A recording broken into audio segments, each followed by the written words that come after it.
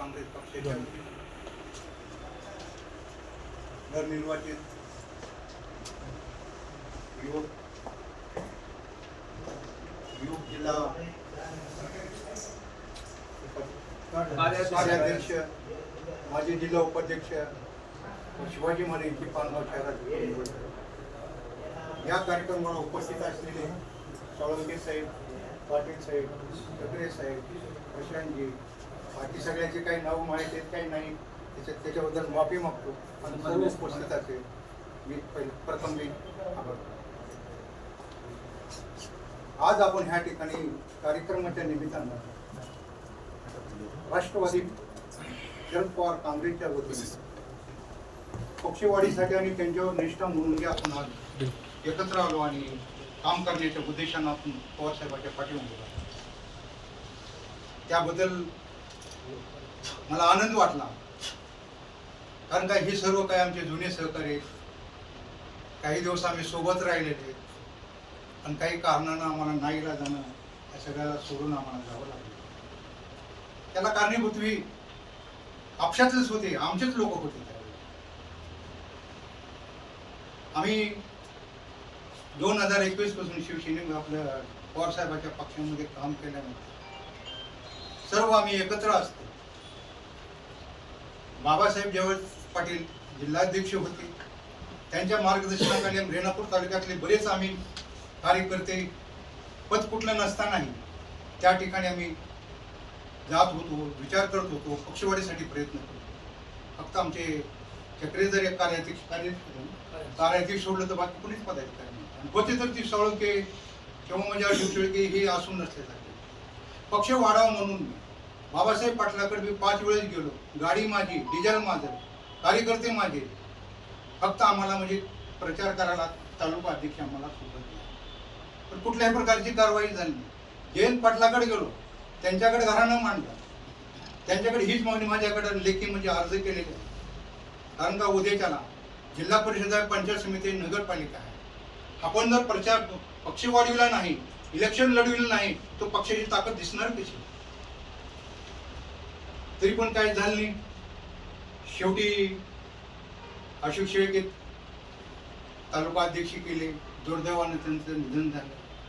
त्याच्यानंतर जी आमचे काय ज्येष्ठ नेते म्हणून मानत होतो आम्ही तालुक्यामध्ये, त्या लोकांना सगळ्याला बोटावर ठेवायचं काम त्यांनी केलं आणि कुठलीच पदाधिकाऱ्याची निवड त्यांनी केली. दुर्दैव असं की आम्ही ग्रामपंचायत इलेक्शन जयंत पाटलाकडे जाऊन त्यांना बोललो, असं आमचं 25,000 लोकसंख्या आहे, 17 जणांची बॉडी आहे, 10,500 मतदान आहे. आम्हाला ती म्हणजे ग्रामपंचायत स्वातंत्र्य लढायची आहे. कारण का त्यावेळेस माझी परिस्थिती होती, कारण का माझं कार्य होतं, रोडसाठी भांडत होतो, लोकांसाठी भांडत होतो. मुस्लिम समाजाला ज्यावेळेस राज ठाकरेंनी मंदिर म्हणजे मस्जिदवरले भोंगे काढा म्हणलं, त्यावेळेस त्याला विरोध करून या प्रत्येकाच्या घरी घरी जाऊन प्रत्येकाला गुलाबाचं फुल आणि पेढे घेऊन मी त्याला म्हणजे गळीभाटी केली. अतुरात कामाचा म्हणजे मी केलेला हा विषय वेगळा. त्या परीनं त्यांनी बाबासाहेबांना सांगितलं की ह्यांना फंड द्या. बाबासाहेबांनी धनंजय मुंडेला सांगितलं की पत्र दिलं, 1,15,00,000 फंड द्या. कोचेकरनी पत्र त्यांना देऊ दिलं नाही, मला मी देतो. आमचे नेते म्हणून त्यांच्यावर मी विश्वास टाकला, त्यांनी पत्र दिले, आम्हाला फंड येऊ दिले. कारण का त्याचा मेवणा पानगावमध्ये त्याचा मेवणा त्याच्या सामना होऊन दिला आणि त्याने आम्ही ग्रामपंचायतला आम्ही फंड आणू शकले नाही, कुठलं काम करू शकलो नाही. ते झाल्यानंतर आम्ही पानगाव मधले 25-25, 30-30 वर्षाचे ज्येष्ठ नेते, कारखान्याचे चेअरमन म्हणजे सभापती, प्रत्येक जण सरपंच राहिलेले जवळपास 10 जण, त्यांच्या विरोधात आम्ही पॅनल उभा केलं. त्यांनी एकत्र सगळं होऊन एक पॅनल केलं, त्यांच्या विरोधात आम्ही पॅनल केलं. आमच्या ह्या कुठे गेला अमोलला 10 लाख रुपये देतो, ह्यांच्या पॅनल म्हणून बाजूला हो म्हणून त्याला 10 लाख रुपये पॅनल मधून बाजूला 10 लाख मी द्यायला लावतो त्यांना. जी की आम्ही मी त्या ठिकाणी इलेक्शन लढत होतो, पक्षाची ताकद दाखवत होतो. 100 येते, 200 येते, 300 तर 1000, 2000 काहीतरी आपला त्यावेळी ताकद करणार होती. आणि त्यांच्या विरोधात मी इलेक्शन लढलं, पॅनल उभा केलो. त्यांना मग 3200 मतं पडले, आम्हाला 1865च पडले. ताकदच नाही. म्हणजे अशा ह्या कारणामुळे आम्ही. आणि दुसरी घटना वाईट घडली, ज्यावेळेस सभासद नोंदणीचा कार्यक्रम पानगावला ठेवला, वेळ दिली 11ची, बनसोडे आले 11 वाजता, तिथं कार्यक्रम झाला 3 वाजता.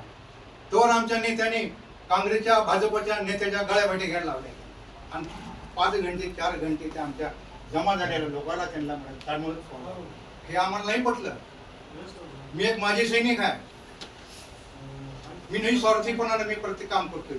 एवढा मी गावातल्या विकासाचा जवळपास 15 ते 20 लाख मी खर्च केला असता, मी निस्वार्थीपणाने केले, मला कुठं कमवायचं नाही. आणि आम्हाला ती पटली नाही गोष्ट आणि आम्ही त्याच्या विरोधात मुद्दे टाकून दिले की तुम्ही हे कर्म केल्यामुळे आम्हाला राजीनामा देत म्हणून राजीनामा दिला. दुर्दैवानं पण आपलं सरकार पडलं. उद्धव साहेबांवर आपत्ती आली, 40 कोके सबकुच ओके म्हणून गेले. दया आणि मया असल्यामुळं, अन्यायाविरोधात लढण्याची मला इच्छा असल्यामुळं नाईलाजानं मला शिवसेनेमध्ये घेतलं. पण रेणापूरमधली परिस्थिती अशी होती की त्यांना पक्ष वाढू द्यायचं नाही.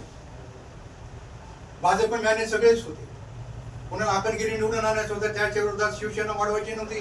कोणाला बोरबडलेला निवडून आणायचं, त्याच्यामुळे इथे शिवसेना वाढू द्यायची नव्हती.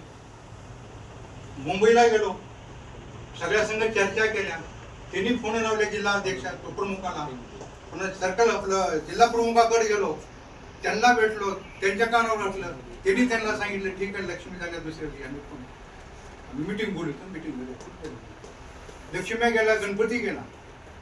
भाजपतर्फे आम्हाला फोन येत होते, राष्ट्रवादीतर्फे फोन होते, किंवा तुम्ही आमच्याकडे या, तुम्ही चांगले आहे, तुमचं कार्य चांगलं आहे, तुमच्या माझा समाज आहे.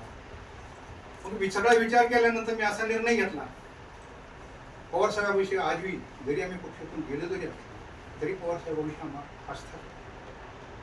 आणि त्या निर्णयाने मी विचार केला की आपल्या ह्या पक्षामध्ये राहू, आपल्याला काही करता येत असेल, पक्षाची वाढ करता येत असेल तर आपण जायला काय हरकत नाही. म्हणून मी जिल्हा उपाध्यक्ष स्वीकारलं आणि सक्रिय मी आजही आहे. हे गडफेट कोणी करू